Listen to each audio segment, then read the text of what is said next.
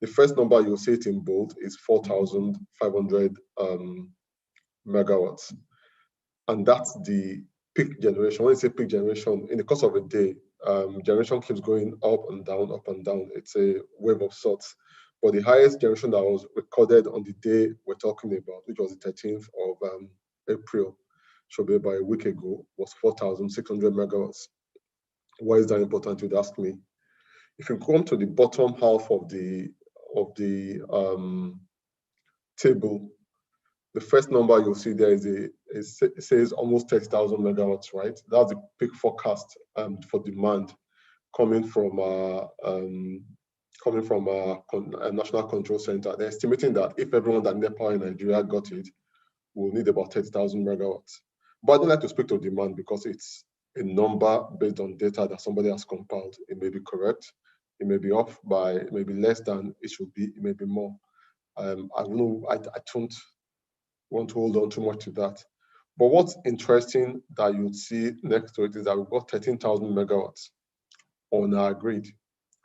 That's the capacity of the power plants on the grid to generate power, right? Meanwhile, we said, oh, it's only 4,500 that was the highest we generated on that day. And it's not as if that day is an outlier. That number is what you'll find as typical high generation. Low can be as high as 3.5 at times. Or on the average, what you see that we're averaging 4,000, because from that highest of 4.5, we'll go through all kind of high valleys and hills, and then probably average about 4,000 megawatts a day. I've got 7,000 megawatts as generation capacity, and I'll explain what that means. Although we have 13,000 megawatts able to be generated if all the parameters were there, we can't, not all of them can work at the same time. There are a few that are constrained by gas, i.e. there's no gas at the power plants. There's some that, even though they have, there's a particular location where there are 2 power plants, I think cumulative capacity for both of them is about 1,000 megawatts. But the facilities for transmission out of that site is only about 600 megawatts. So all of a sudden, we've got 400 megawatts, there's gas, there's everything, but the power can be delivered out of there. But even if it were possible to deliver all that power, the story we've been told by TCN, TCN is the transmission company of Nigeria, and what the distribution companies are saying as well is that even if they are willing all that power, distribution companies who are responsible for taking the power from transmission and delivering to our homes and businesses can only take about 4,500. That's their entire capacity. What that means effectively is that the amount of power that we're able to take from our power, whether it's government or private sector investors, they've invested, they've built the power plants. The power plants are there, able to generate power if we fix gas, if we fix transmission. But even if we did all that, we can only take significantly less than half, just about a third of that power, and deliver to Nigerians that need it. For me, it's a very important point to make in talking about, oh, we need more power. People should build more power plants. We should do things. Definitely, Nigerian power sector needs investment. I need a whole lot of it.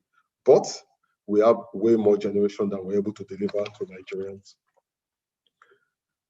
So I've said we have 13,000 megawatts.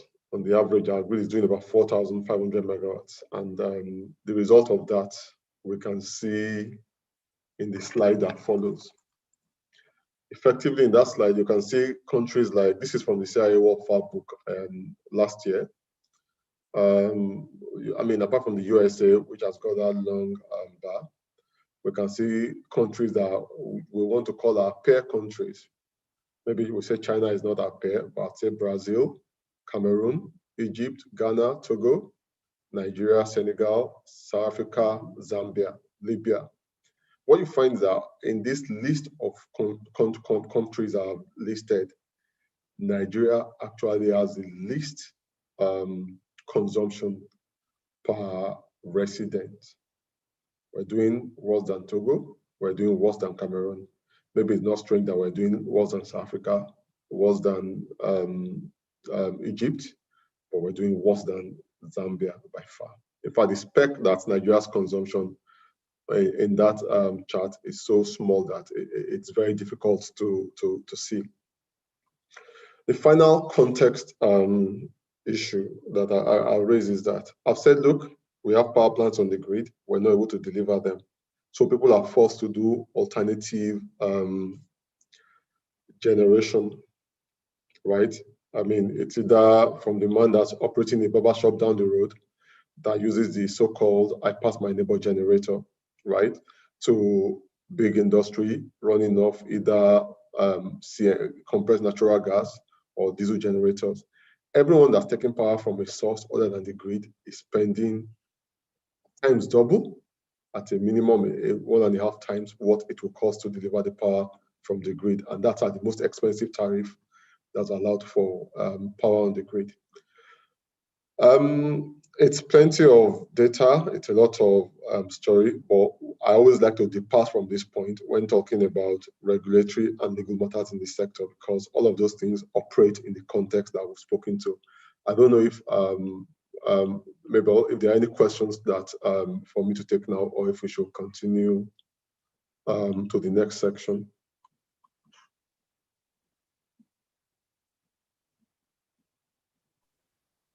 Just a minute, Shola.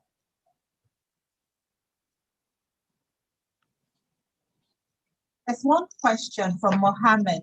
He says, can Nigeria resort to nuclear energy for a reliable energy source?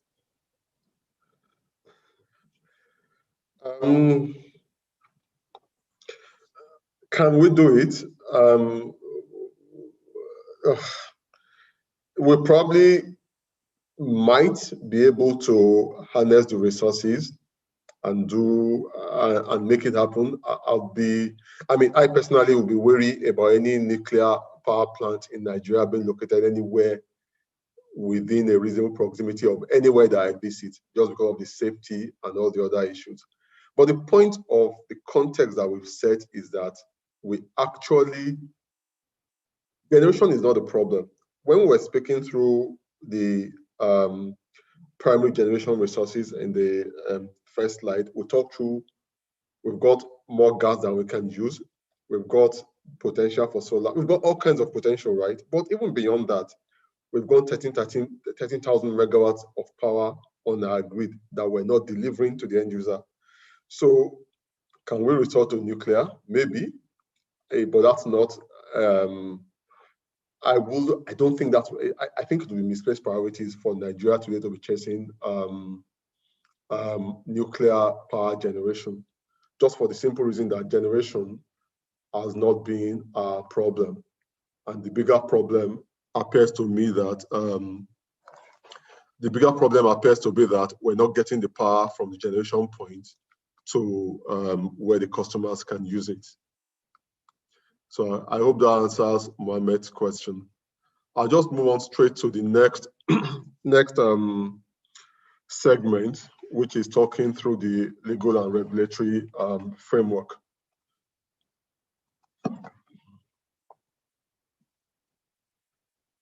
Okay, so there's a bit of history. There's no need to bore everyone with the history, but I'll just talk through a few key, should I say, milestones. We first saw public power generation in Nigeria at the Public Works Department in Ijora in about 1898. Also important to mention, I would say, is that as far back as the 1920s, first with Africa Timber and Plywood Company in Sapele, Delta State, present-day Delta State, as well as NESCO. NESCO is the Nigerian Electricity Supply Company around Jos. They were building privately owned hydropower plants as far back as 1929.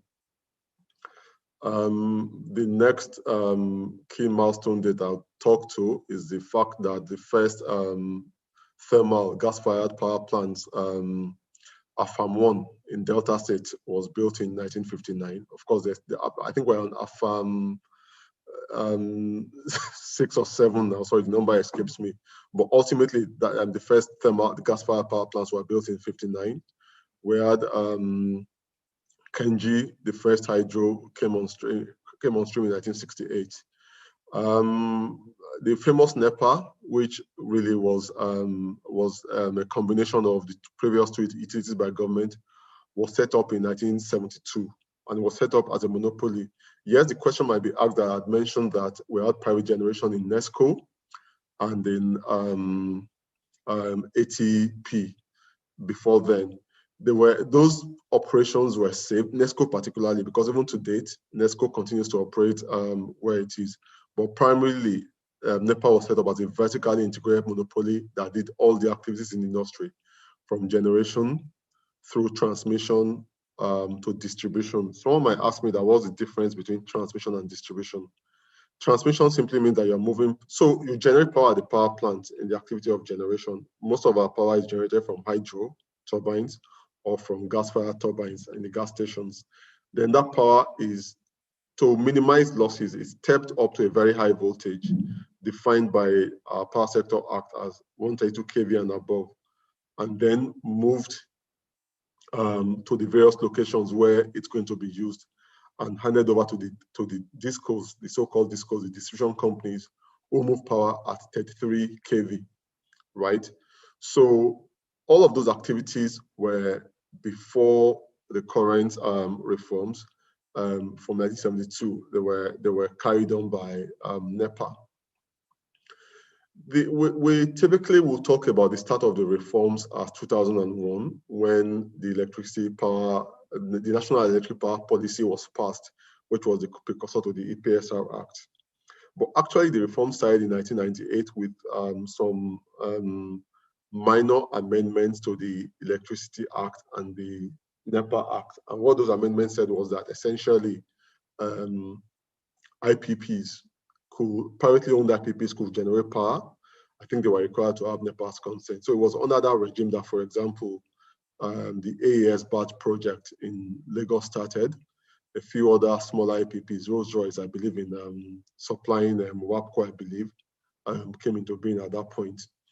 The power policy was passed in 2001, and it led to the passing of the Electricity Power Sector Reform Act, which was passed in 2005, and which essentially required all the assets of NEPA to be transferred to PHCN, that's the Power Holding Company of Nigeria, which was then unbundled into 6 generation companies, transmission company, and 11 distribution, I believe.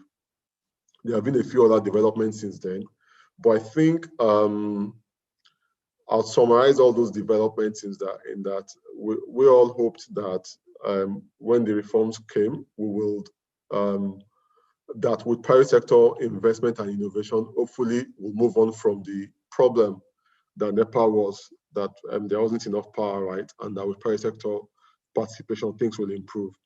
Of course, it's common knowledge, the reforms have not delivered the outcomes that were expected. They are still, we still don't have all the power that we need, and government has tried made a few initiatives to try and restore the sector.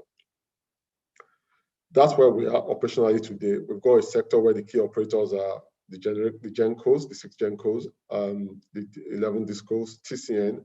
Other generators that exist there are 10 NIPP power plants. I think I'll speak to them briefly somewhere down the line. And then also a few private sector IPPs. The biggest, of course, and the most well-known being the Azura 450 megawatts IPP in Edo State. A few things that I want to talk to in the National Electric Power Policy, which of course, like I mentioned, sets the stage for the regulatory environment that we are in today. Essentially, it was issued in 2001 after quite a bit of work. I think it was about 3 hours of work by a committee set up called the Electricity Power. The name escaped me, but the short form was EPIC, right? And essentially, it required that generation and distribution be separated from the transmission company. As originally conceptualized, generators and distribution companies will not have cross ownership. That kind of remained the case, although there was a bit of relaxation. And what we found with privatization was that a few investors were able to invest both in generation and in distribution. And probably the most famous will be Sahara Power, which emerged the core, excuse me, excuse me, please, which emerged the core investor in both Ikeja Electric, Ikeja Disco, as well as the Ebony Power Plant. We also are seeing a bit of activity in recent times with some generating companies investing down distribution. Also, the policy provided that an independent regulator, the NERC, will be set up to monitor the market, and that there will be some flexibility in the arrangements for off-grid and mini-grid suppliers. I think the important thing to note about this policy is that, yes, there have been a few minor policy statements coming particularly out of the Ministry of Power, but the National Electric Power Policy still remains to date by far the most definitive statement around of policy by the Nigerian government. It was approved by the Federal Executive Council, and it remains, despite that we've moved from it in some regards, it still by and large provides a kernel for the regulatory environment in which we operate.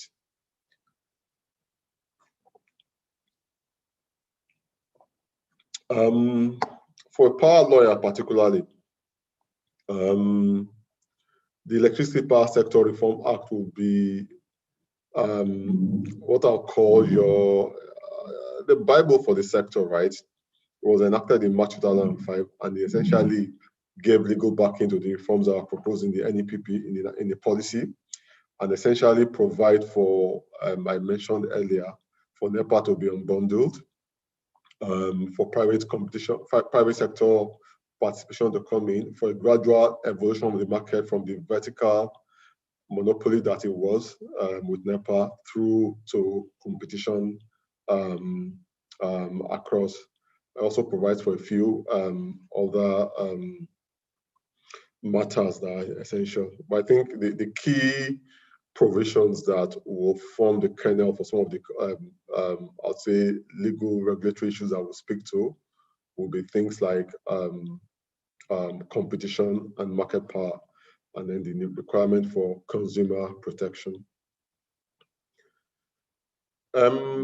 So one of the key things that the EPSR Act does, or did, right, was provide, like we said, establish the regulator NERC and give NERC power to issue regulations, right, in its charge of its first power to regulate the market, and then to give to issue regulations for the discharge of its functions. And it's issued quite a number of regulations. Please let me back up a little bit.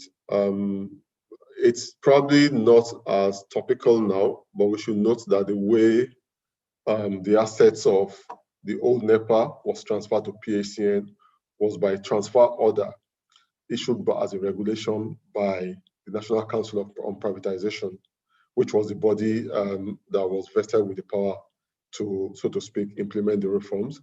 And then from PACN as well, transfer orders were then issued to vest all the other subsidiary companies, the 6 generating companies, TCN, as well as the DISCOs, with their own, with their assets after NEPA was unbundled. NERC itself has issued quite a number of regulations. We'll come to those in a bit. The 2 key regulatory instruments that we also have to keep in mind will be the market rules. The market rules are actually, I mean, it's a fairly extensive document, probably about 200 pages, I think, and it provides the rules that regulate trading in the industry. It's recommended read for anyone that wants to play in the sector with any degree of seriousness, right? Yes, a lot of it talks to technical terms, but in my view, it provides the commercial fabric within which the companies that operate in the sector are operating. The grid code is more of a technical document that just talks about the engineering standards to which operators must conform in running the sector. I probably also should mention NEMSA. So when NERC was established, right, our understanding then was that it was going to be, and the provision of the EPSR actually was that it was going to be responsible for, amongst, as part of its regulatory function, also standards and enforcement. In fact, the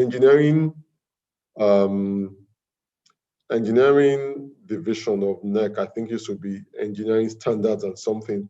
But sometime in 2015, I believe, the federal government decided to pass an act called the Nigerian Electricity Management Service Authority, that's NEMSA Act. What NEMSA essentially was created for was to provide the statutory standards for electrical, essentially to regulate standards in the industry in terms of what kind of equipment are you deploying, does it conform to the standards that operate in Nigeria, testing installations by anybody operating in the power sector. So that, for example, if you're setting up a factory and your power and the disco has to connect your factory, right? NEMSA has to come and certify that connection. Any equipment that's been put into the disco grid or the TCN grid has to be certified by NEMSA. There was very wide-ranging debate at the time as to why we need to separate NEMSA from NEC.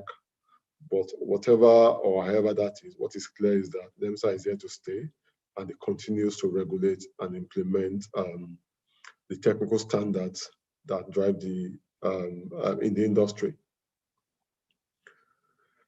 I believe I've spoken to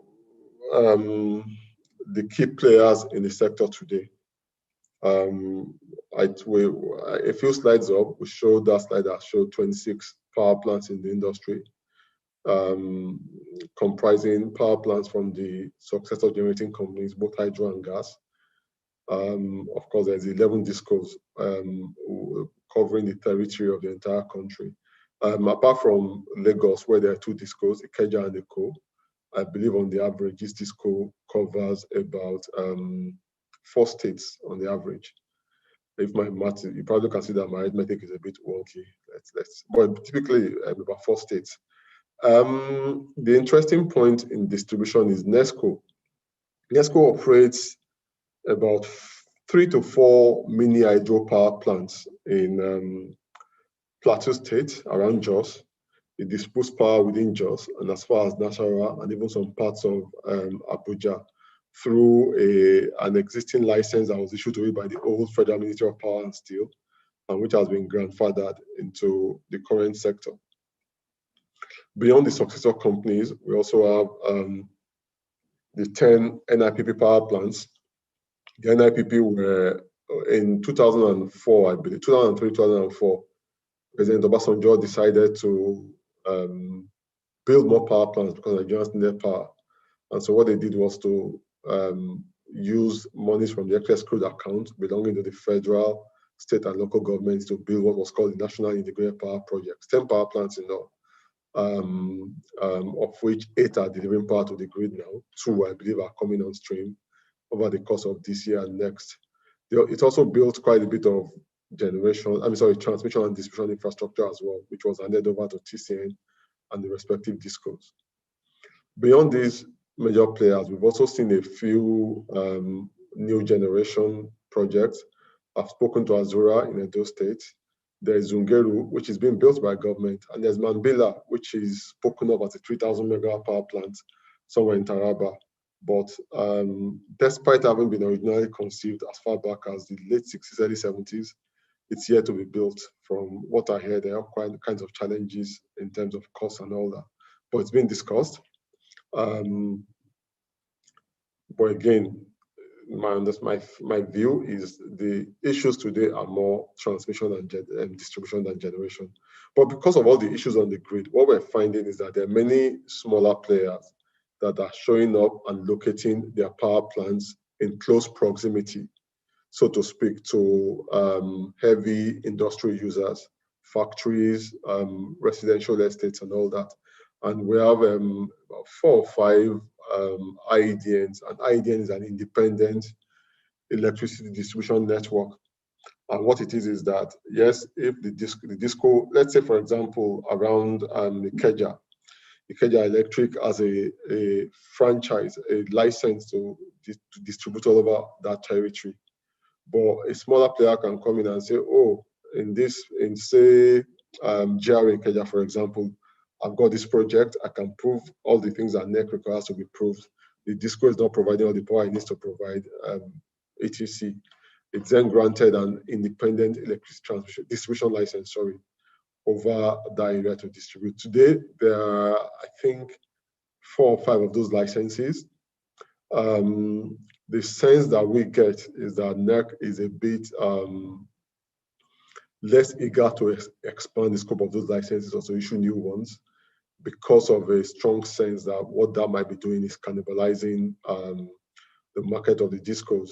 And ultimately, the belief, what NEC appears to be saying, and that's actually something I believe in myself, is that if you cannibalize the discos, the power sector in Nigeria is unlikely to improve in any reasonable and sustainable manner. NEC also, in 2013, I believe it was, issued a consultation to do independent transmission. Where I said earlier that the difference between transmission and distribution is one of voltage. 132 kV and above is transmission. So the highest voltage that you'll find in Nigeria is 330 kV, and those are those massive towers that we see traversing bush in many forests in many places. Those move bulk power from the generation stations to the primary or key load centers. And then from the 330 substations, it stepped down to 132. That's the transmission, which then moves it to where distribution requires the power. Distribution voltages in Nigeria are 66 kV, but you only find 66, I think, around Enugu and a few parts around Benue State, I believe. But it's mostly 33 kV, 11, and I think 400 or so. That's where most of the power, most of you see. So NEC issued consultation that I wanted to license independent transmission, different from TCN. The regulations were never issued, but I do know I was in a conversation recently where again NEC was considering granting a license to a potential investor to build and potentially operate a transmission facilities along a path. Anyways, what we've seen effectively is that whether it's from the privatized successor companies or the new entrants, there's now a significant move towards more private sector participation, right?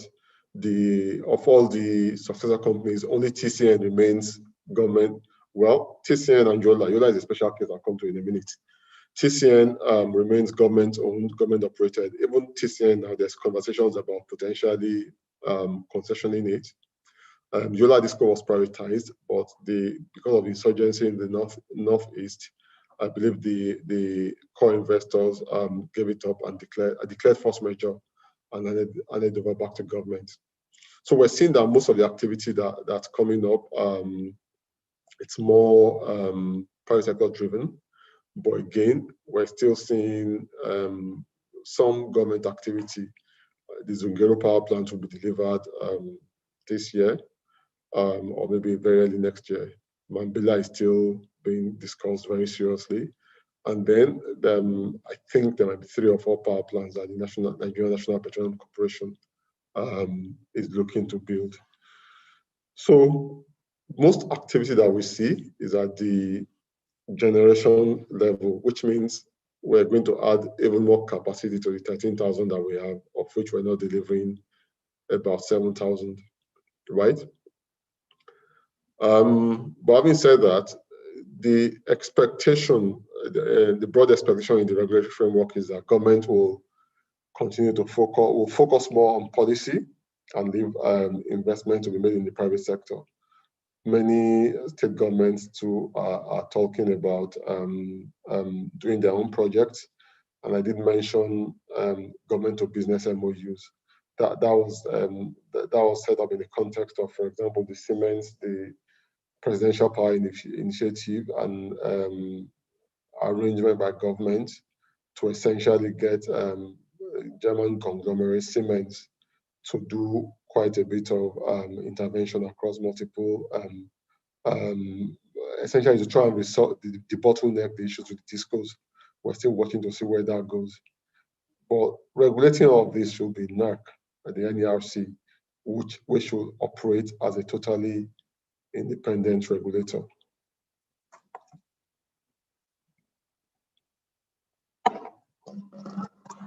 On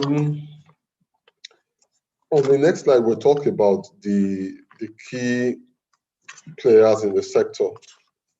And I think this is my final slide before I take a few questions, right? So you'll see that there are two parts to the page. There's the parts in the light green shade, and those are that's what we typically will talk through when we're talking about Nigerian power sector. They're the operators that are regulated by NERC, by NERC, and I'll come to it in a minute. But the power sector doesn't start from generation, right? It actually starts from the primary sources of energy: natural gas, liquid thermal fuel, whether it be diesel or HFO, hydro, solar. So that's actually where the power sector starts, from the primary sources of power of generation. And I think because I think it's 80% of, well, about 75% of our power today, or at least of our installed capacity, is thermal, natural gas based. So the key players will be the international oil companies, as well as the exploration and production companies and the indigenous guys, right? That's where they're the guys that explore, drill for oil and gas, and essentially deliver gas to the transporters. Transporters in these guys are the people that operate the pipelines that take the gas from the wells, process them.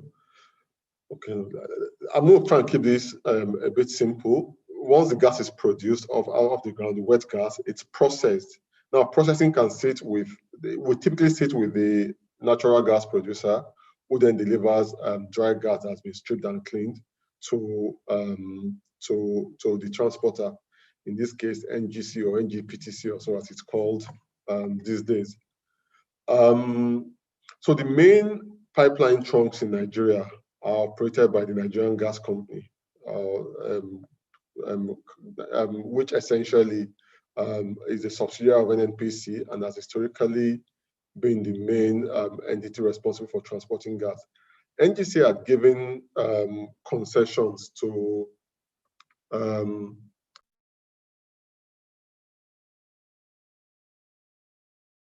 NGC had given concessions to a few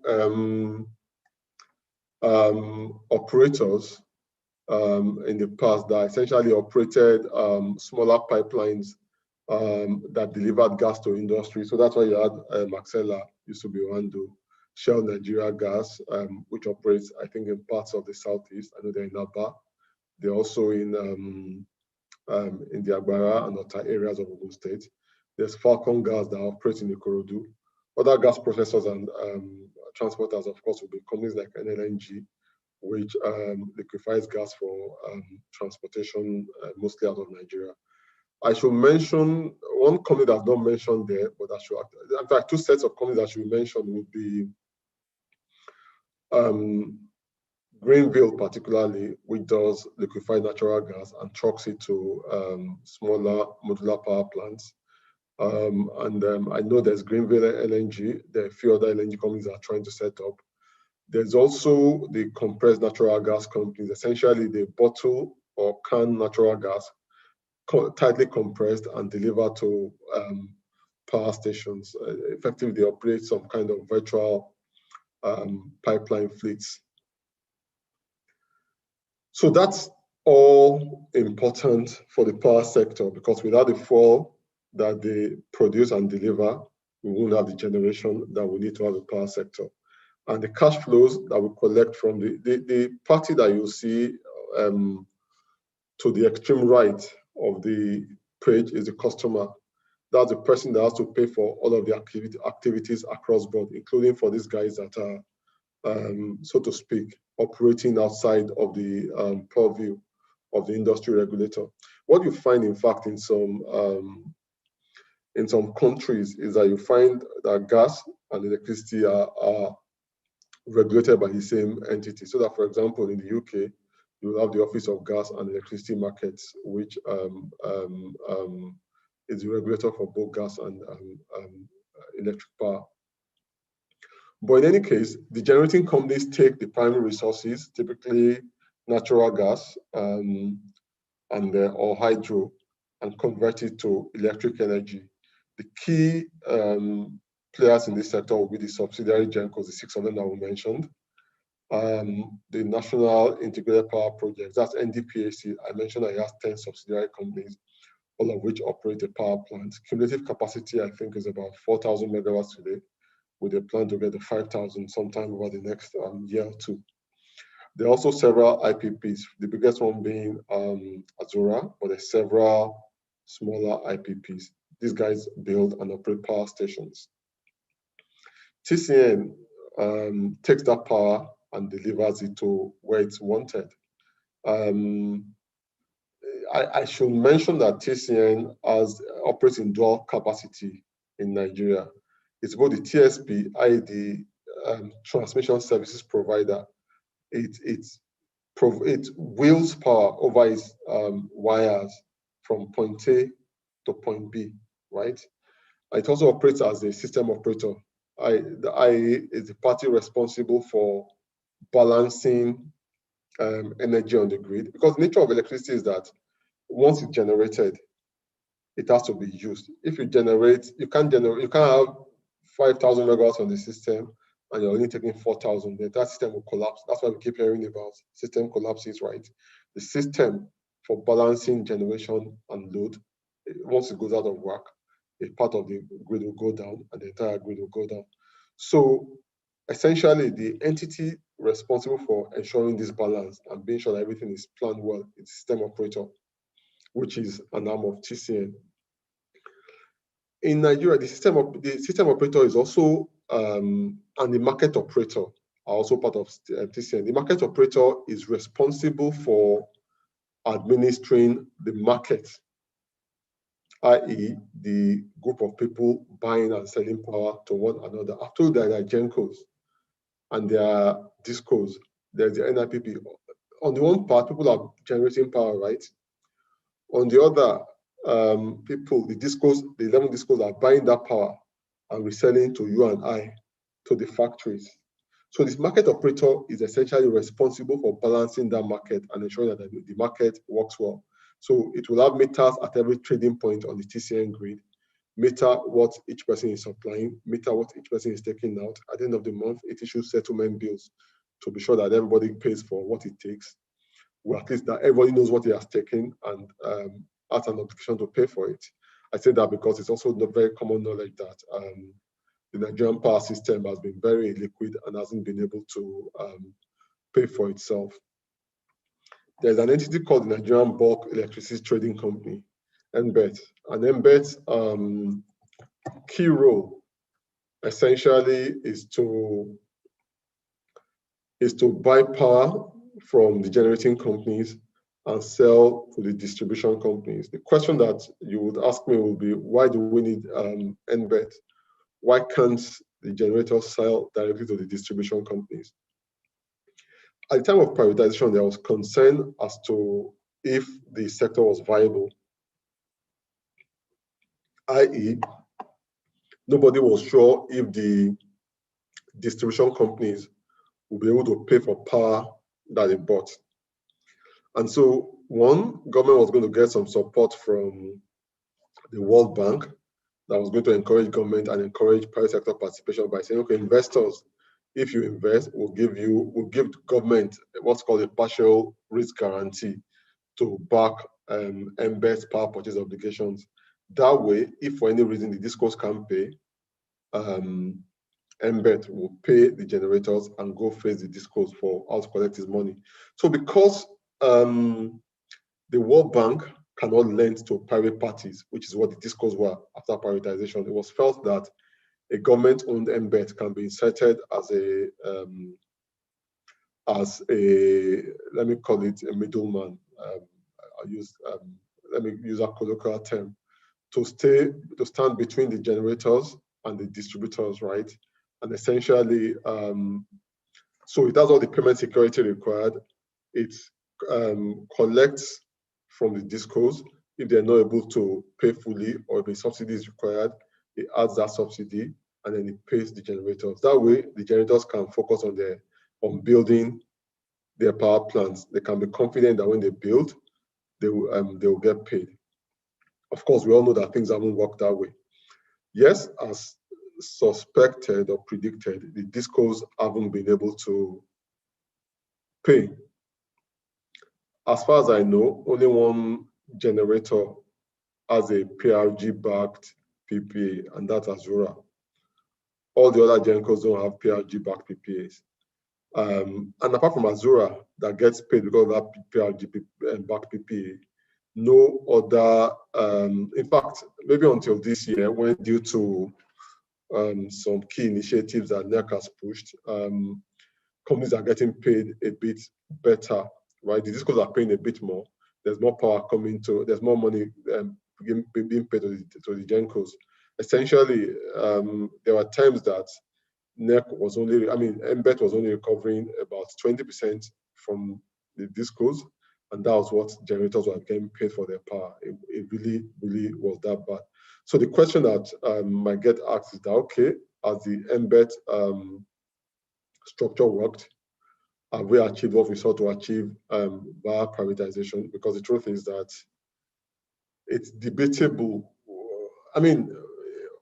By 2013 November, which is when the Genco and Disco assets were handed over by government to the investors, right?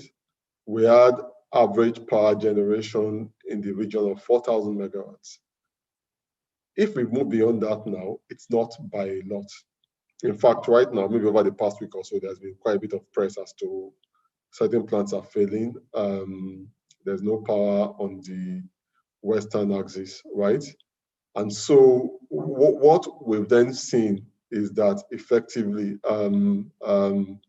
the question might arise as to whether all the payment mechanisms, all the reforms that we've undertaken, whether they've achieved the desired result. I'm not good enough. It's not part of my remit to address that question, and we're not addressing it now. The important thing is that these are the core players in the Nigeria, in the power value chain, and these are the key players that will find in the industry, which of course is regulated by the NERC.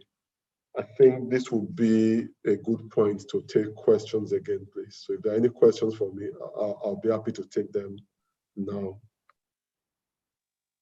Very well. Thank you very much, Shola. Quite insightful. I have some questions here. Kenneth asked the question. He says, I don't quite understand why we can generate up to 13,000 megawatts, but can only distribute about 4,000 megawatts to Nigerians. That's a very good question. Thank you.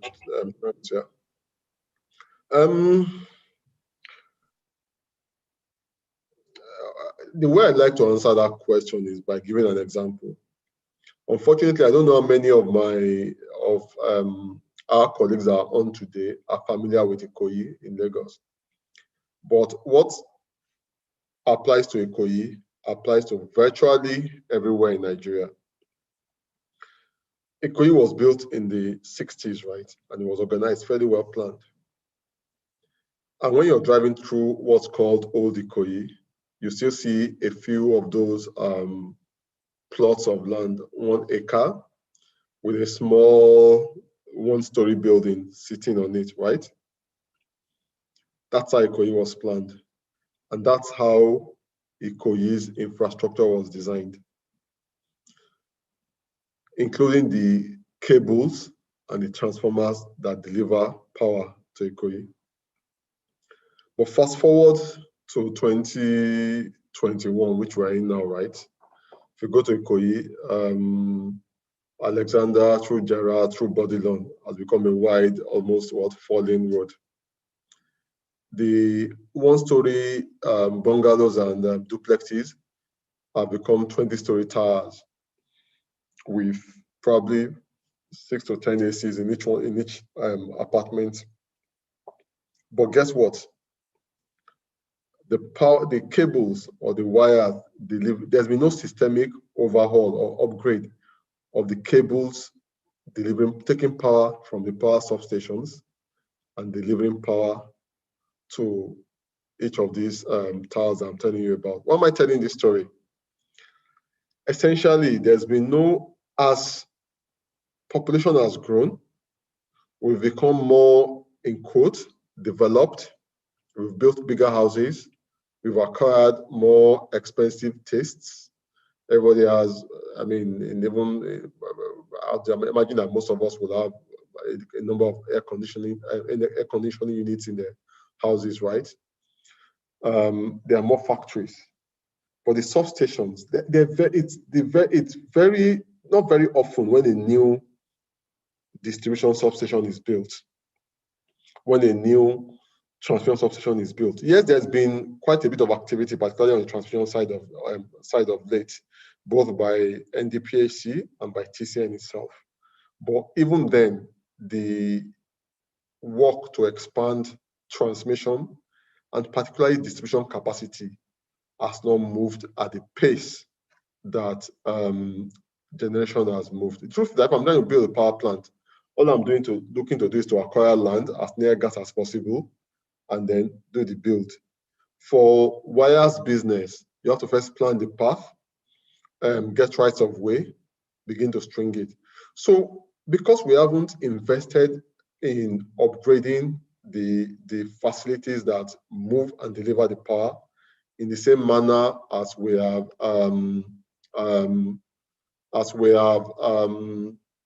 invested in generation. Generation has by far outstripped our ability to deliver the power on the grid.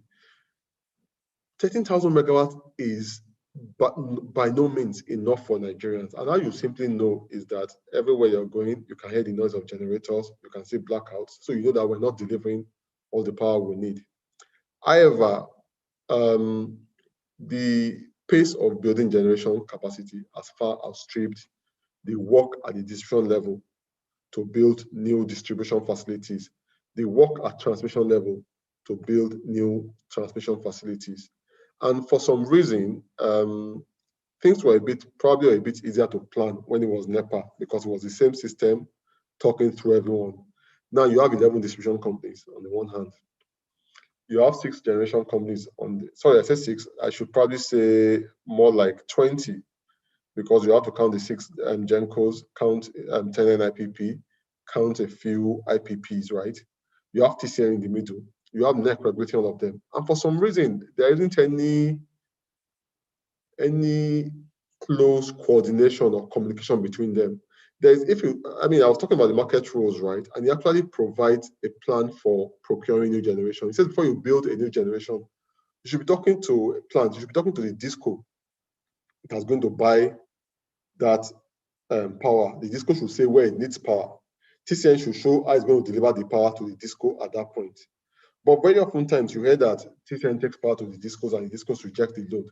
The disco is saying to you, I need power, say for example, if we're in Lagos, I need the power in Marina, right? Where I can get, I know I'm going to get paid for the power I deliver. TCN says, well, I've given you the power, I can give you in Marina. I can deliver power to you in Ekpe. I have nothing against Ekpe. I think Ekpe is a beautiful place. But Disco is thinking that my losses in Ekpe are at 70%. Marina is at 20%. Why don't you give me this power in Marina? So we also are seeing that, unfortunately, there isn't enough planning and coordination going on to ensure that the system works as one seamless system. Remember I said generation and distribution must be matched at all instances. Unfortunately, we haven't built out distribution, we haven't built out transmission to enable us to dispatch. And please don't say 13 megawatts, 10,000 megawatts, because come next year, we'll have Zungeru, that's near 14,000. Come next year, we'll have another 1,000 or so of NDP and NIPP. So we actually might be approaching 15,000 by the end of next year. But still, yes, there's a bit of activity going on with all these interventions on the distribution and transmission side. But I suspect that at least for the next few years, generation capacity will by far outstrip our ability to move and deliver the power to customers. So that's how I'll answer that question. Thank you very much. From Ugochukwu Doji, the question is, why has Nigeria abandoned coal, which is one of the cheapest sources of electricity production in many countries of the world?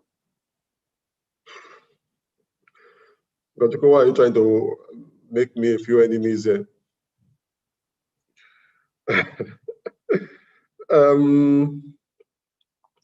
Two parts to the answer of that question. The part that will make me enemies is that there's something I say quite often, I probably shouldn't say, which is that the people that damage the environment should go fix it, right? And don't tell me that coal is dirty. America, South Africa, China, they're by far more economically advanced than Nigeria. Yes, all of them seem to be moving towards cleaner fuels, but they're all still generating a significant amount of their power from coal. So I'm not going to tell you the environmentally or the what I'll call the political correct answer and say, yes, coal is dirty, we should move away. But we simply, like many things in these parts, mismanage that industry. My understanding, as far back as 1930s, the Jora power station right there in Jora was built on the back of coal mined in Enugu and trucked over rail to Lagos, right? So we had a coal power station in 1930. I think the Civil War happened. The coal mines had to be closed. Meanwhile, we had discovered oil in 1959 or thereabouts. And so effectively, we, like many other parts of our, should I say, industrial heritage, think of the groundnut pyramids in the north, think of cocoa in the southwest, we left wealth and moved on to other things. It's probably way more difficult these days to try and say we want to revive our coal industry, just because it seems all the money is chasing the so-called clean technologies. I know there was a particular operator, Zuma Industries or so, that did try to do quite a bit around coal in Kogi State. I don't know how far that has gone. I know NEC licensed Minaj to do a coal power plant in Enugu. That didn't go anywhere as well. So the problem with coal today will just be the cost of building the power plant. So it might be cheaper for on an ongoing basis, but the capture cost of building and you're building not just the power plant, you also are building the mines and the logistics to get the coal from the mine into the power plant. It's probably not, given the abundance of gas in Nigeria, it's not something that that I personally would lose any sleep over. But yes, it's wealth, it's our wealth, it's sitting in the grounds, and we might have allowed time pass us by on that. Mabel. Thank you. Azubike Steve Alfonso says, how many megawatts of electricity do Nigeria need? And how many are we able to generate at the moment? How many megawatts is coming from renewable energy sources? What is the major problem behind the low electricity generation? Okay, I'm going to go back to answer that to the slide I have on now, right? To answer the first question, how much power do we need? If you look at the first line below the middle bar, it says 28,850 megawatts. That's about 30,000 megawatts. That's the forecast, right, from the National Control Center. I'm struggling with that. I think that might be an understatement, and I'll tell you why. I may be wrong, but I'll tell you why I think it might be an understatement. Nigeria, we're 200 million people, right? South Africa is 40 million people. South Africa does 4 gigawatts, right? We're saying that our forecast, if everybody had all the power they wanted, is 3 gigawatts. It sounds a bit low to me. And yes, you can, especially because the argument you would make is that, oh, it's because South Africa is more economically advanced. But then you look at the GDP figures and you realize that it might, maybe now that Naira has slid, our figures might be a bit lower. But you find that Nigeria had a bigger economy, maybe more of it was informal than South Africa, right? Again, maybe you want to explain it in a way by, oh, they've got a climate that at times can be more cold than ours, maybe. But I'm very wary to take data that I can't validate and verify. And so I'll say to you that the assessment that we have is what the national, is what TCN puts out, the Grid Control Center, and says it's 28,850. That's probably based on the calculation of all the point loads that they recorded on the grid. But today, there are several entities that are operating in Nigeria that have never been on the grid, right? And I'm not even talking about my grandmother or granduncle in the village that doesn't have a connection to his house, right? I'm talking about real serious factories that have figured out a way to generate their power away from the madness on the grid. So, but the only data I have is this saying that about 30,000 megawatts is what we need. What we're able to get, now this is a difficult one. What we are generating is the first number at the top, 4,600. I think we're actually averaging about 4,000 because that's peak on the day, and the peak is typically around that. The low is typically around 3.5, 3.7, 3.8. So when you average it for the entire day, you're at about 4,200. But the context for that 4,200 is that we've got generation of 13,000 megawatts, which I've just said will probably be up to about 15,000 by end of next year, right? Or by, say, another 2 years, right? But the problem, like I've explained again, is that, think of it, there's plenty of yam in Benue State, right? But no matter how many yams I have in Benue State, if there's no way, there's no road connecting Benue and Lagos for me to move the yams by road to Lagos, then no matter how many yams I have in Benue, we're not going to be eating yam in Lagos, right? Unless we're able to grow yams for ourselves in Lagos. It's same with power. I've got 13,000 megawatts at the power plants, but we cannot transmit or distribute the power to the customers where the power is required. And so for that reason, despite all that power being on the grid, we can't deliver it. So we can't, because power, say, okay, in my analogy of yams, right? The farmer can say, okay, the road is not good now. Let me harvest the yams and keep it in my barn, right? And keep it going for a minute, right?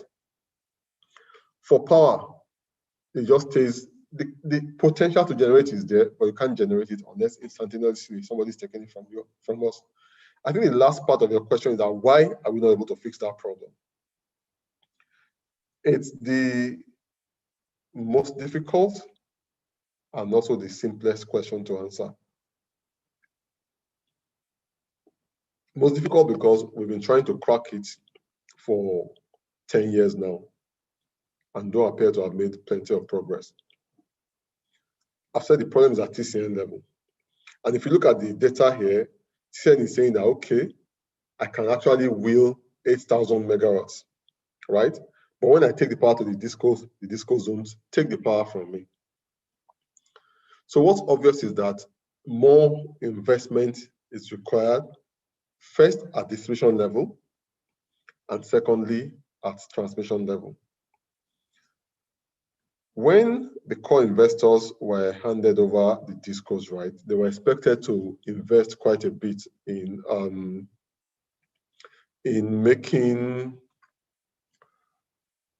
expanding their networks and ensuring that they're able to deliver a better service. But part of the promises that government also made to them was that they would give them a tariff that enabled them to recover all the cost, all the investment they made, and also make a bit of a profit on it. The excuse the discos make every time, and in fairness, there's a bit of validity to that excuse, is that at no time until potentially now, and I'm saying potentially, right, have they been allowed to charge a tariff that was cost reflective. And so ultimately, for political reasons, government hasn't allowed the tariff to go to where it should go. Sometime in I think it was 2015, I might be off by a year or two, when it appeared that government, NERC, and the discos had reached agreement as to the tariff that worked. Some say it was political, some say there were other factors at play. But then NERC then reversed itself and actually slashed the tariff again. Every time we heard that NERC and the discos have agreed on the tariff increase, there's some engagement by labor, by government, and almost without exception, the result is that the tariff increases are suspended again. So people say, okay, why the discos buy the discos if you don't have money to fix it? But think about it, right? Everybody says, I mean, we all know that it's a simple principle of financing. Debt is cheaper than equity. Equity takes all the risk, so it's expecting more of a return, right? But there's no bank today that would lend to a disco because the disco is a loss-making business, right? So the discos can't access debt.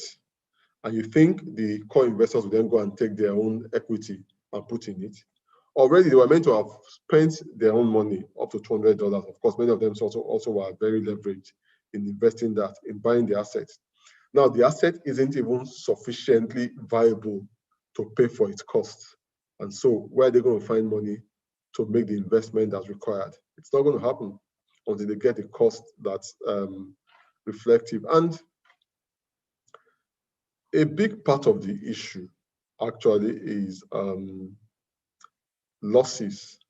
The truth is that if we looked at if the system worked efficiently and all the power that was generated and transmitted got delivered to the customer, and everyone paid for the power that it took, we might find that we can get away with paying a tariff of somewhere in the region of maybe 40, 45 naira, and we're fine.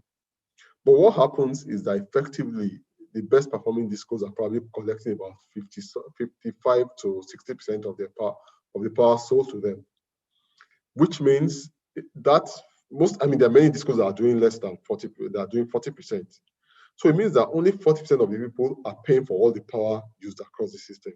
Think about it. Why should a disco that knows that if you deliver power to, excuse me, and I don't know, let's say, for example, my village in Ekiti, deliver power there, you know you can only collect for half of the power. Why would you want power to go there if you are acting as a rational investor?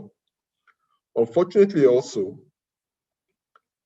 you need to mobilize capital to put in the mechanisms that will prevent losses and be able to recover. But you can't mobilize capital if your tariff doesn't even cover your cost today. So it's a conundrum that we have been in.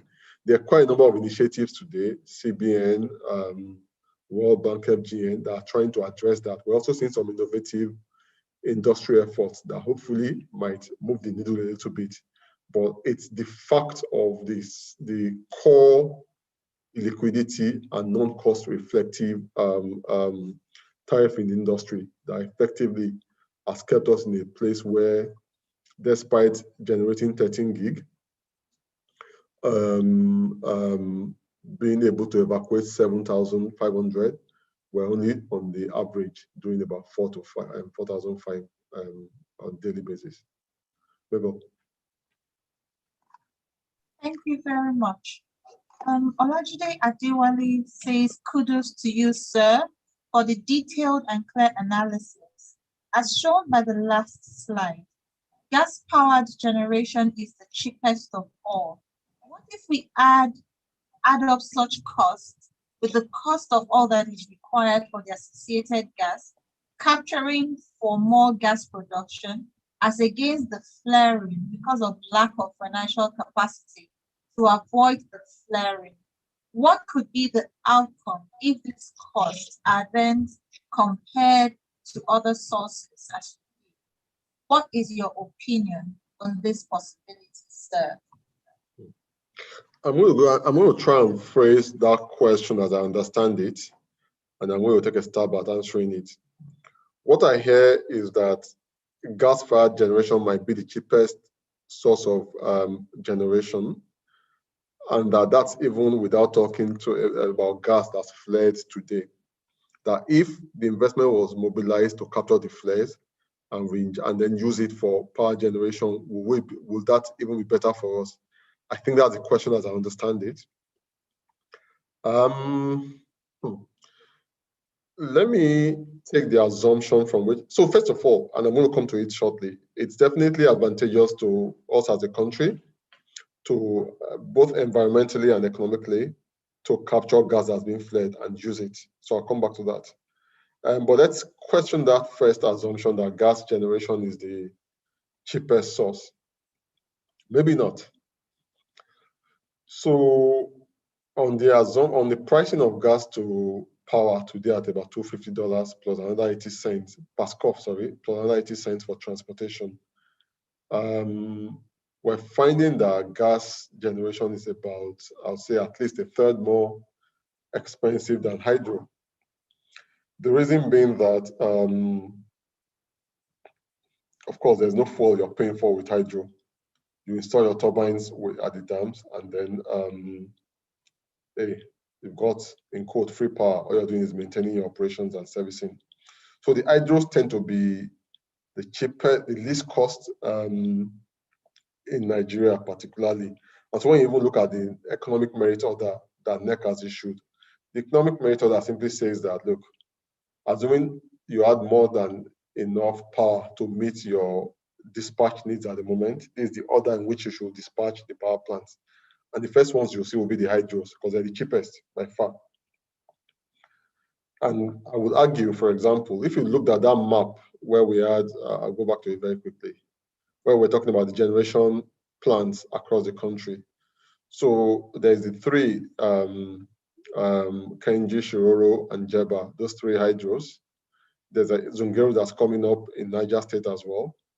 Mambila has been discussed in Taraba, but across this entire region in the north are many potential small hydro plants that can, if we looked at the potential capacity out there, we probably can get another 2 to 3 gig from small hydro. I've talked about across the north, but we have them everywhere. There's the Keregod Dam in Oyo State. There's the, there are too many dams all across the place, Oyogun, all of them, right? So we probably can take a better look at harnessing our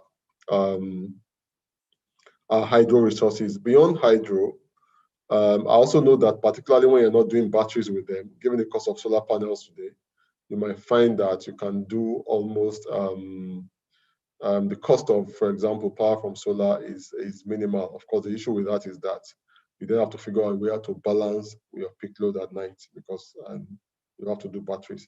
So that's that. But to your point about harnessing gas flares and using it for whether it be power production or any other industrial use, I think definitely is something we need to do. It's crazy to effectively be burning cash, which is what we do when we do gas flares, sorry. And also, yes, I've said that generation might not be our priority now because we can't even move the power we deliver. But for example, if you are able to capture a flare in an area and sell the power directly to the disco in the area, that will actually be something that's significant and that eliminates quite a bit of the grid issues.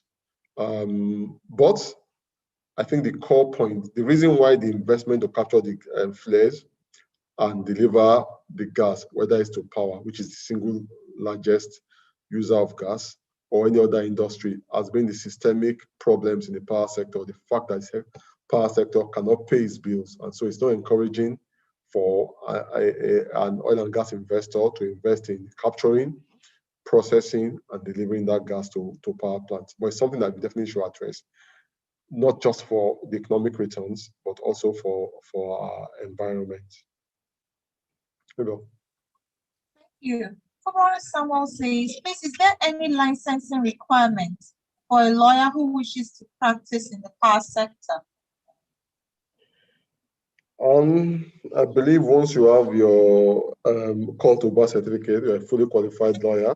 But as you see on the last slide, when we get there, I think the to do is to immerse yourself in the sector, not just in the law of it, but in the economics, in the engineering. Yes, we all as lawyers don't particularly like numbers, but it's important to understand the key concepts, right?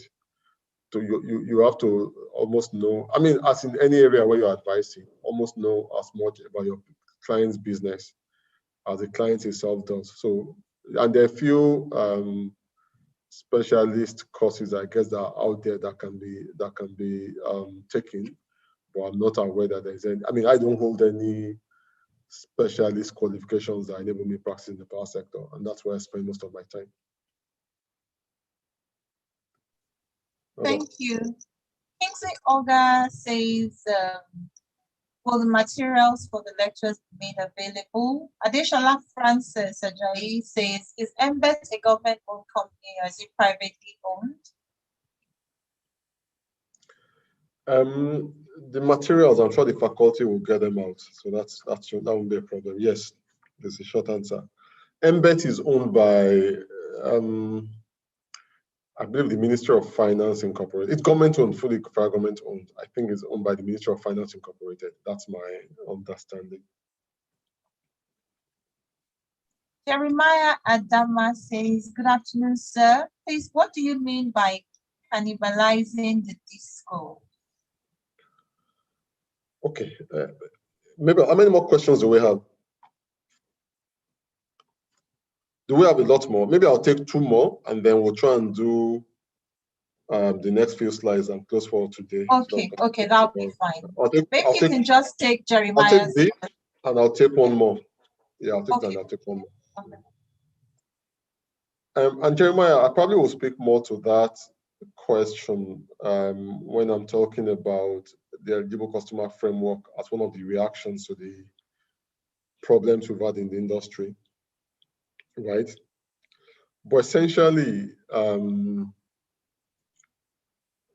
this goes right. So the theory of electricity distribution, there are 2 key things that we should always keep in mind. One is that 2 wires are more expensive than 1 wire, right? So if you assume that if, let's say, for example, my office was on, let's take Marina, right? You've got 1 of 2 options to power the street. You can have AKDC, Ecodisco, operate 1 set of wires across the entire length of the street. Or you can have 2 or 3 other operators, all each with their own set of wires. One thing we should always know is that the party that ultimately pays for the wires is the customer, right, the consumer. So whether it's 1 wire by AKDC or 3 wires by 3 different operators, we're going to pay for it. And of course, you agree with me, 1 wire is less expensive, it's cheaper than 3 wires. So let's hold that for a minute. Second issue is that the way we've designed the Nigerian power sector at the distribution level is that we made it more, we make the industry, right, or the factory that's likely to pay its power bills and that uses more power, pay more for power than me in my house, or let's even say, or than the guy that, for example, operate a single phase meter somewhere in, say, I'm being very careful, so I'm not going to mention any place, where just think about the worst slums that's unlikely to be willing or able to pay for power and is most likely to want to bypass and not pay. So I'm saying two things there. It's cheaper to supply to the factory, number one. Number two, at that single point of connection, so there are factories that operate, I know a single factory that takes 20 megawatts of power. For context, 20 megawatts of power is probably more power than we need in Lekki to power all of Lekki, right? So one customer can take all that power. Yeah, that person is paying about a quarter to a third more than the person who is living in that slum, who is unlikely to pay his power, and who on a per unit basis probably costs 2 or 3 times more to supply. Please stay with me, right? Now, what we then do is that because the private developer that shows up is not interested in that guy that can't pay, he wants the factory, right? We then set up a regulatory framework that allows the private guy take away that factory from the disco's business. And then, so the disco is now left with a bunch of guys in the slums who won't pay. That disco is going to die a quick and rapid death. So whilst we're screaming, disco is not performing, disco needs to do better, we also have to be careful about how we design and implement the rules such that we don't wake up one day and realize that the disco can no longer do business. And effectively, that's what you do when you allow indiscriminate operations in the disco's franchise area. But don't get me wrong, I'm not saying give the disco a monopoly that's not checked, that's not been operated for the common good. There should also be checks and balances. And if I'm able to devise innovative ways to supply a customer that a disco is not satisfying, then by all means, I shouldn't be stopped. But it's important to set the rules carefully and to understand the wider significance or impact of whatever rules that we're putting in place. Mabel, I don't know if I've answered that question well enough, or I will be. Let's just go to the next question. Okay, from Adeshola Francis Ajay. Will having more discos solve electricity distribution? So there can be an argument made that if you have, and I think there's one country at least, I think it might be Norway, that operates that system. If there are smaller subunits that address smaller areas, the issues might be less complex or complicated and easier to manage. Maybe, maybe not. And already we're seeing some movement in that direction by some discos giving franchises to sub-operators to take care of certain areas. So the economic problems don't go away. It might be kind of easier and less, maybe a bit more manageable, right? If you chopped up discos into smaller bits. Some would also argue that the problem is that there's too much, the units are all too small, that we should do more integration. But the fundamental questions are not as to the size of the disco. I think just from a management perspective, it might be easier if they're smaller, and some discos are creating franchises, i.e. appointing operators to manage smaller bits of their network. So I'd say maybe, but I'm not very sure about how that would work. But there can be something there. We're already seeing a movement towards sub-franchises in disco areas.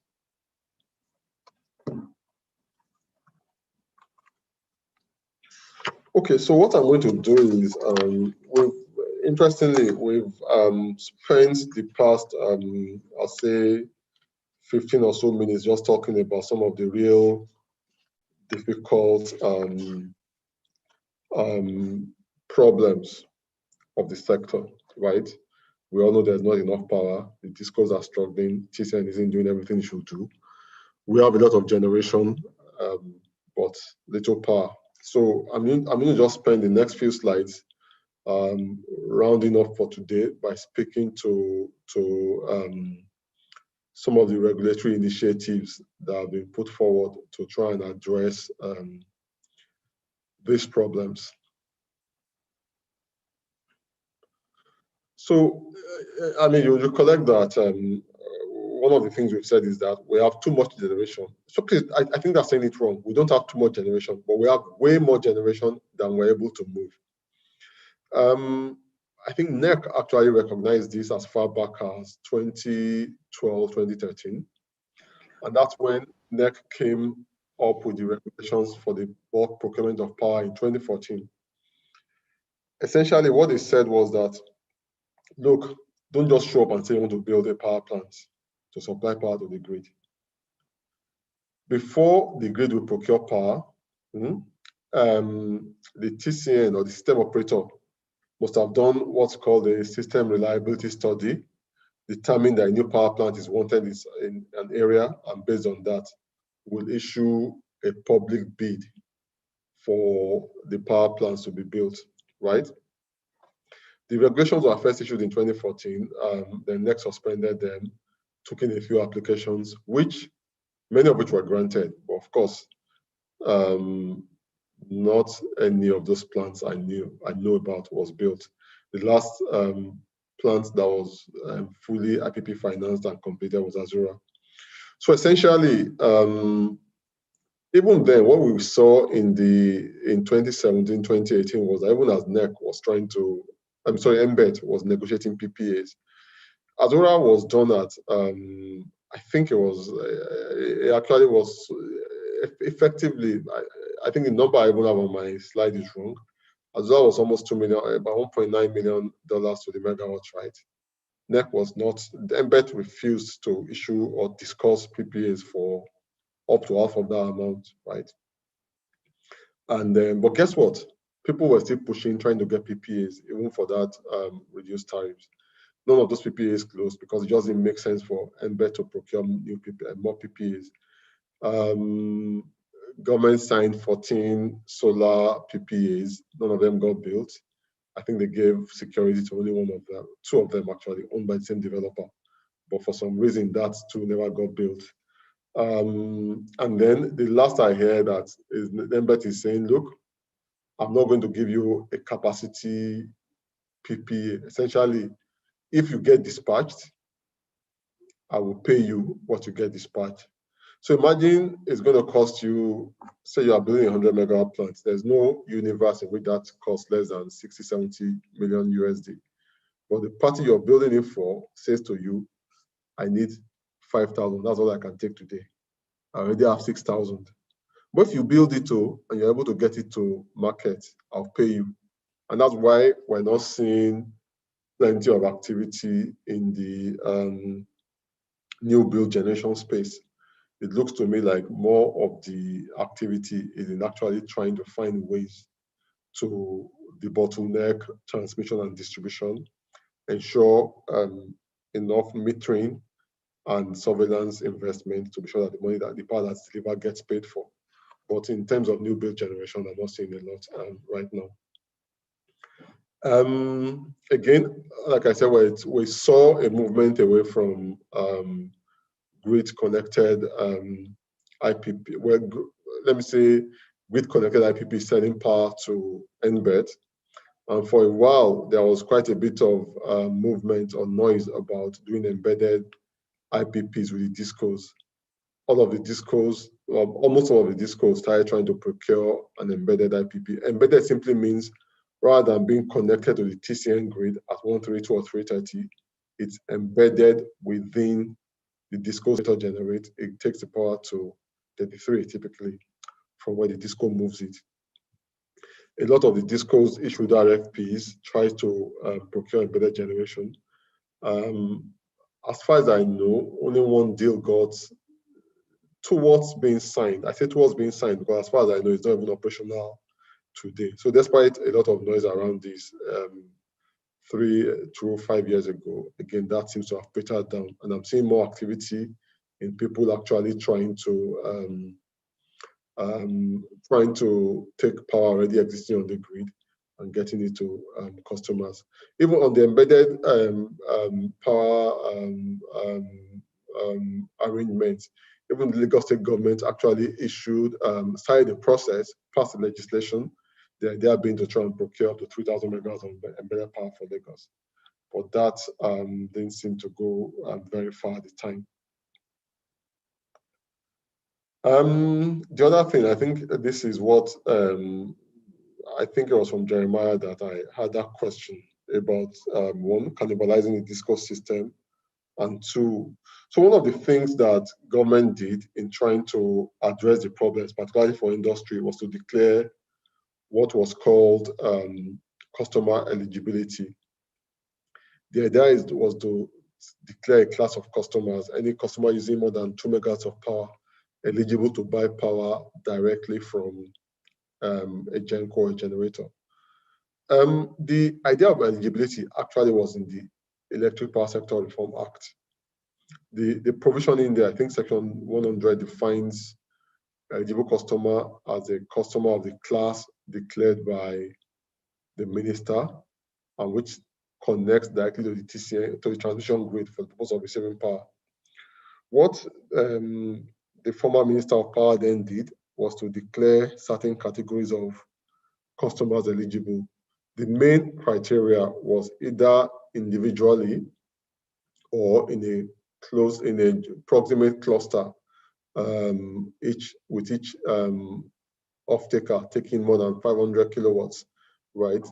Customers that take up to 2 megawatts. It says average of 2 megawatts over hours over 1 month, i.e. the load is 2 megawatts, can be declared eligible.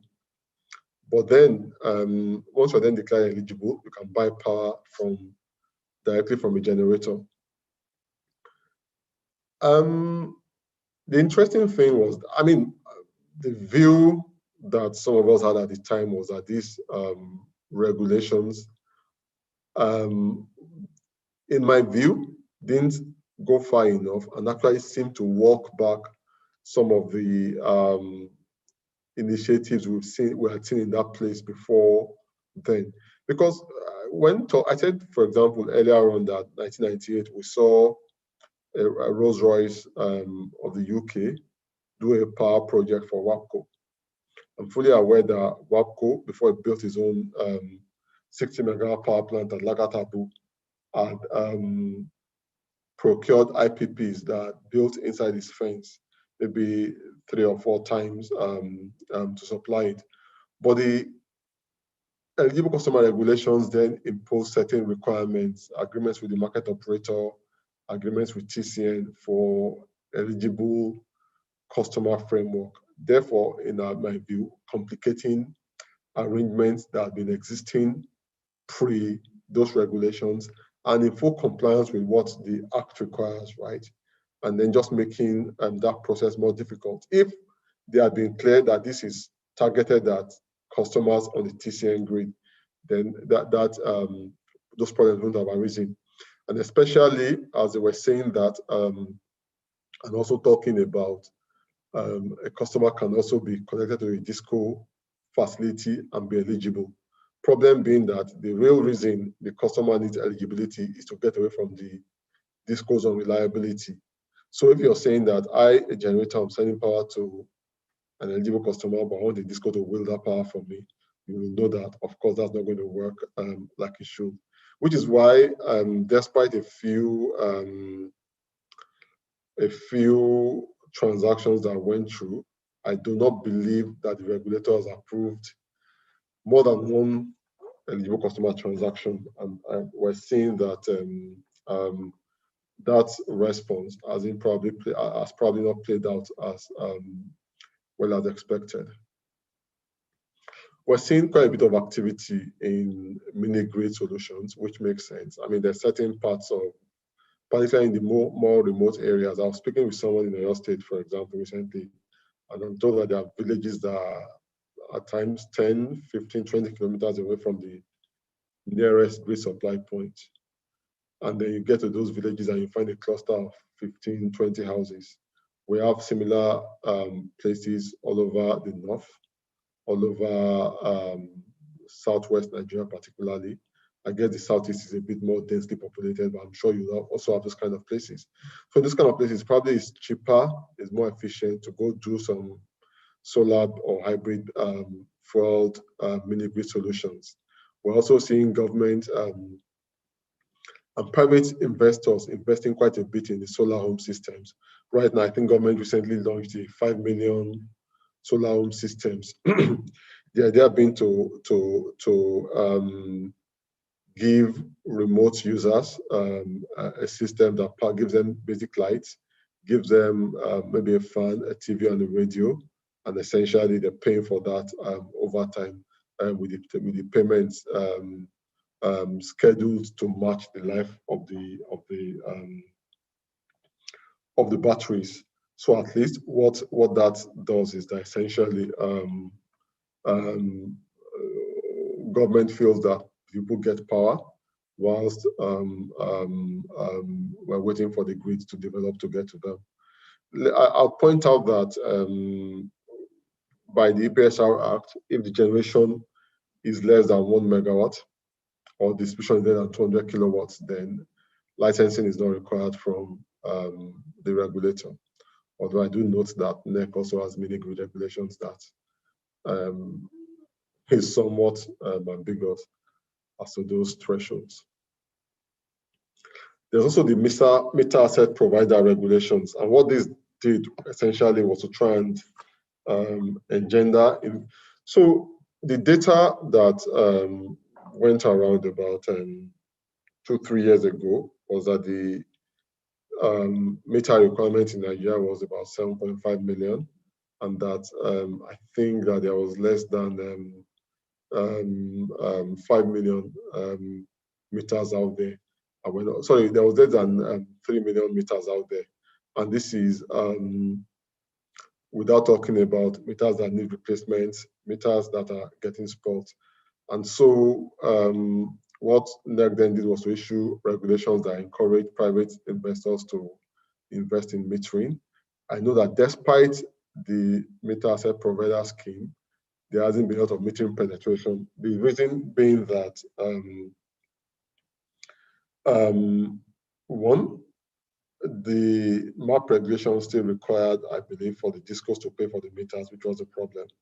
CBN right now is giving out metering loans that the idea being to enable the discos approach the CBN to fund the meters being deployed.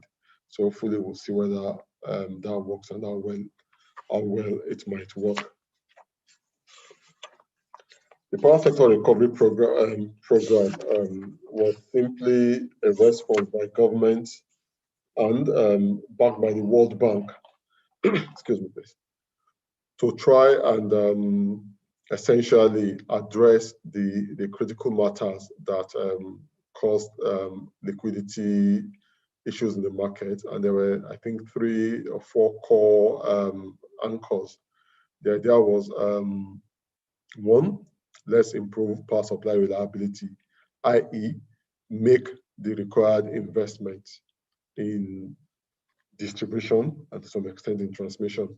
So the idea was to actually provide loans, I think, through the BPE to the discos to ensure that the investments that we've been talking about, because we're saying that the conditions are such that the discos cannot mobilize private sector investment to do the upgrades that they need to do. And so for that reason, the World Bank will back government to provide them those loans. But they're not just going to take loans also.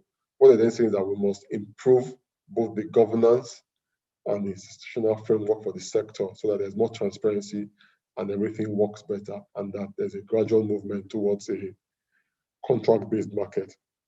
So all the capacity in the market is actually contracted and sold.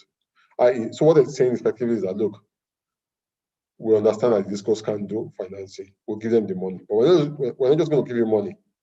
Before we give you the money, let's see governance improvement. Let's see that the institutional framework is better. Let's also be sure that there are clear contracts that we can track that ensure that the power can be sold and delivered and sold.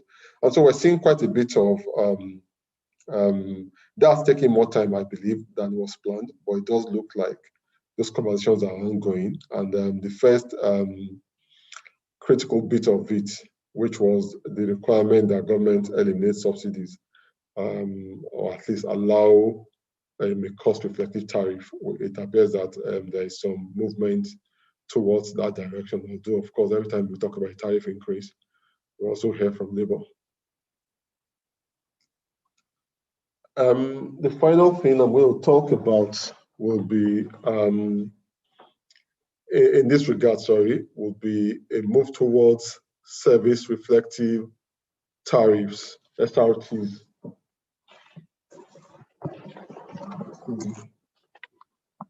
Is a movement towards SRTs, right? I believe it was last year when NEC issued a MITO. Sorry, MITO is a multi-year tariff order, and that's the instrument by which the regulator essentially outlines the methodology, or in many cases, the tariff that a disco can charge to its customers. So last year, it issued a MITO, a tariff order for each discos, allowing them to charge certain amounts to classes of customers based on how much power they're getting. Essentially, for all the discos, customers were categorized into 5 bands, A through E. Band A was 20 plus hours of supply a day. Sorry. Band B is 16 to 20 hours. C is 12, D 8, and E up to 4. The idea, I think the tariffs for both 20 and band A and B were increased.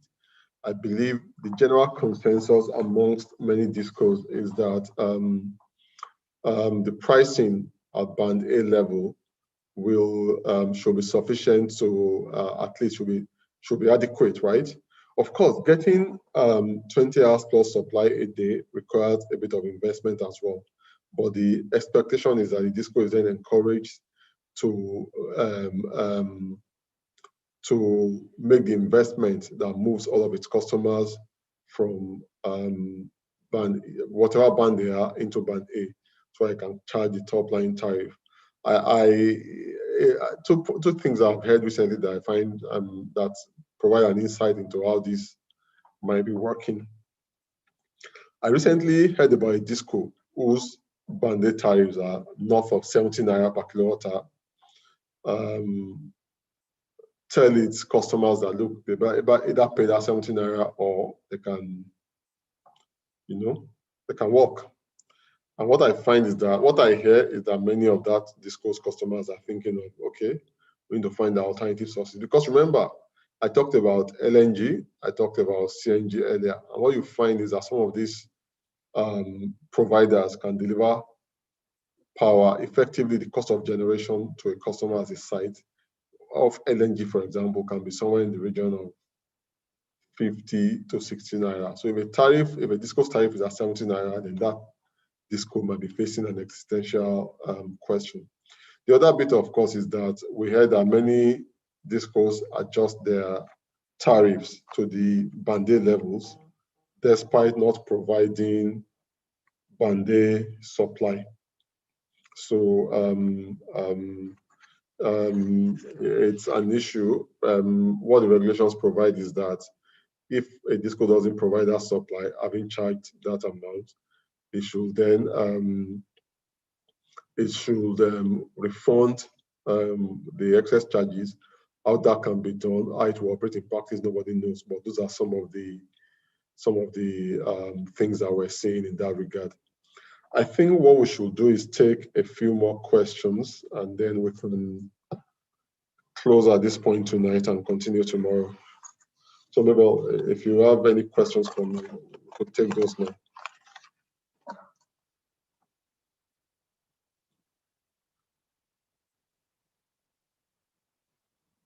Hello, Mabel. Yes, we have some more questions. Shall I take them now? Yes, please. Okay, so Jerry. So what I had said, sorry, Mabel, was that let's take a few more questions and then we'll close here tonight and continue tomorrow. That's fine. that's fine.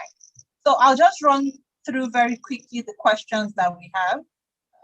Jerry Onyechi says, why have our country refused to look into other sources of power generation, such as wind and heat, from the northern part of the country to boost the 4 megawatts? Because as far from what other countries in Africa generate. Secondly, is it that our country NERC deliberately refused to license or liberalize that aspect of power source, or what?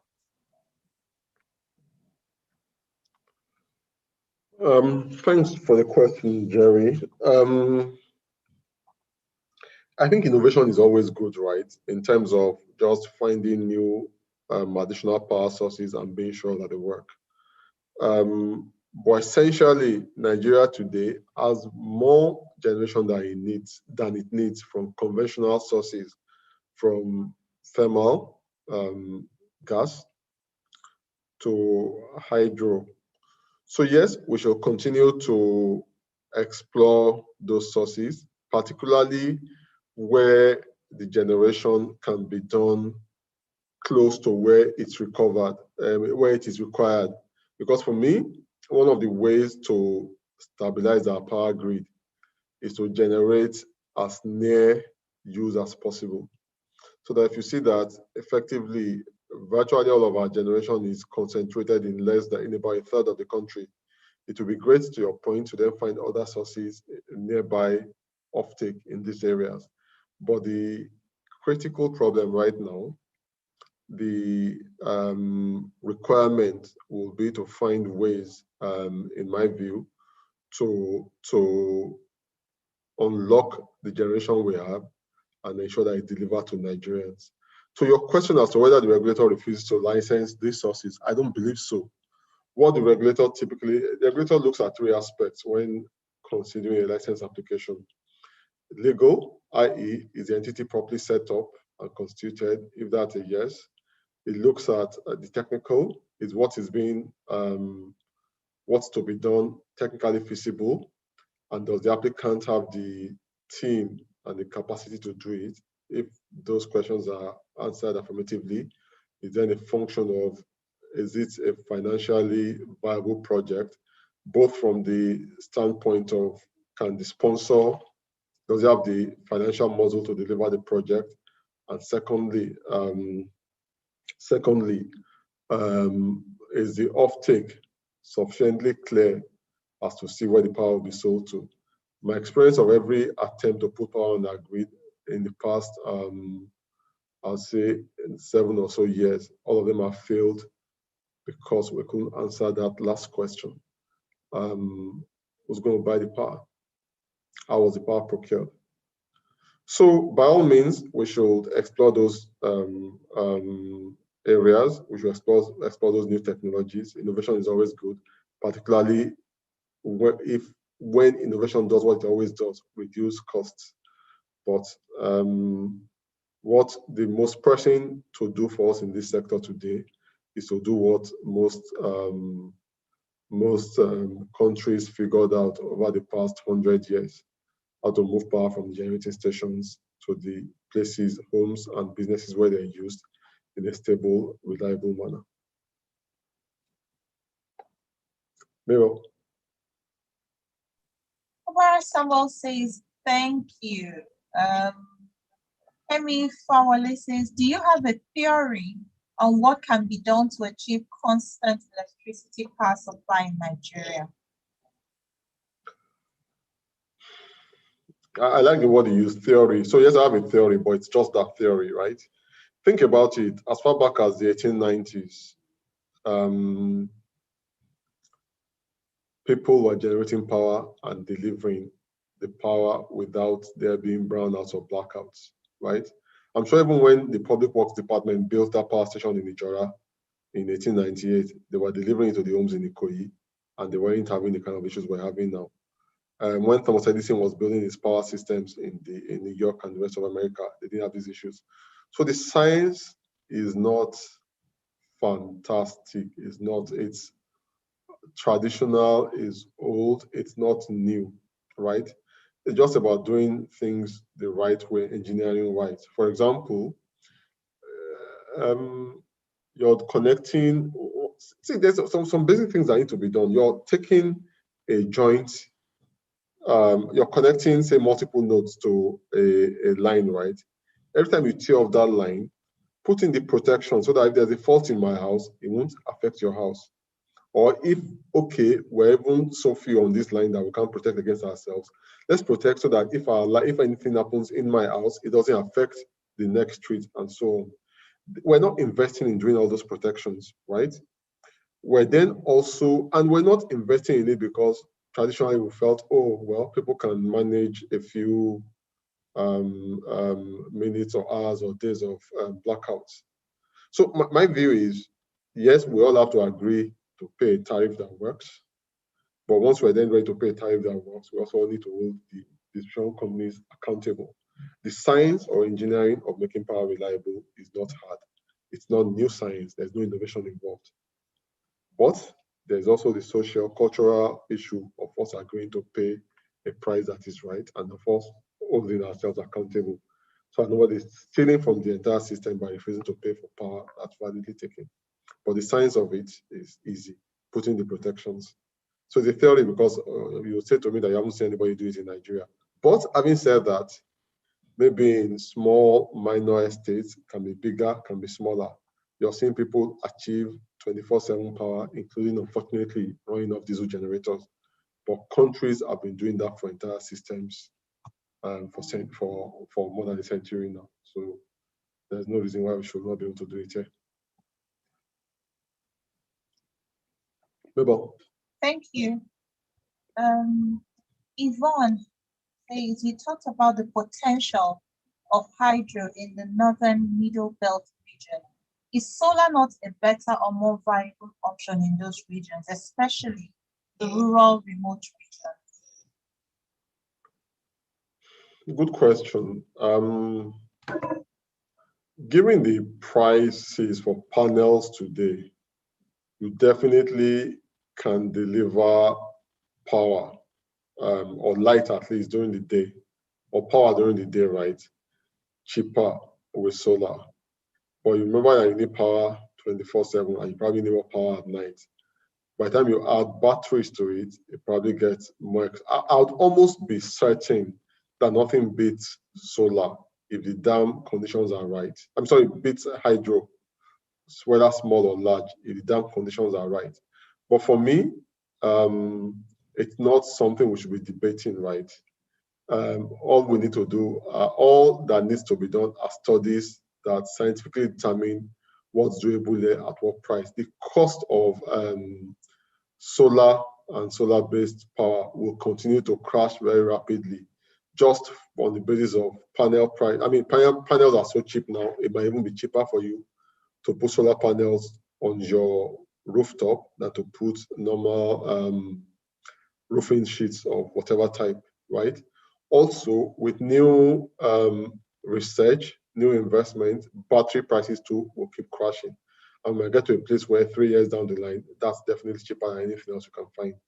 But I will not sweat the question. It's for, so virtually every place where you hear about a river dam authority, I think there are like 14 or 15 of them across the country, has dams with provision for small hydro turbines. In many cases, when you go there, you see the carcass of the turbine that actually have been placed there. But our government didn't get to putting the turbines in and getting the power generated. I'm sure also there have been various small solar, in one case at least I am aware of, wind projects that have been discussed. The important thing is that whether we're doing small hydro, we're doing solar, let's just execute and deliver.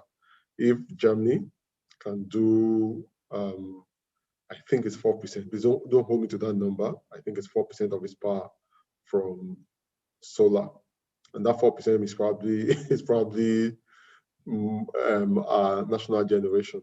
Why can't we do the same or more in Nigeria? So yes, we should explore those sources, but we just have to do things the right way. Well, and the last question here is coming from Azubike Steve. He's saying that his question has not been addressed, but I remember you answered his question. He had asked you a question earlier on. How many megawatts of electricity do Nigeria need? How many are we able to generate at the moment? How many megawatts is coming from renewable sources? What is the major problem behind electricity generation? I think you have this covered, and it's 5 on the dot. Probably the only, as okay, Steve, you will get this presentation. I'm sure you will see this slide that answers most of the questions. The only one you won't see any answer on is your question as to renewable. Hydros are traditionally renewable, and you will find that our hydro plants are Kainji at 800 megawatts, Shiro 600, Jeba 540. They typically do about a third of national supply. I don't know of any grid-connected solar. There's none as far as I know, or wind. There might be data out there as to how many solar home system type installations we have and their gross capacity, but I don't have that data. Thank you. Thank you very much. Over to you, Tobena. Yeah, thank you very much, Mabel. Thank you very much, Shola. Very insightful and very well. It shows a lot of knowledge and capacity, and I hope that the delegates enjoyed the session today. Tomorrow's session starts at 3 p.m., and I hope you all attend. And there was a bit of confusion about timing today, but I hope you all will communicate to your colleagues about the time for tomorrow's session. Shola, thank you very much. We're very grateful, and we look forward to seeing you again tomorrow. Thank you. Right, Tobena. Thank you. Thank you, everyone. Bye.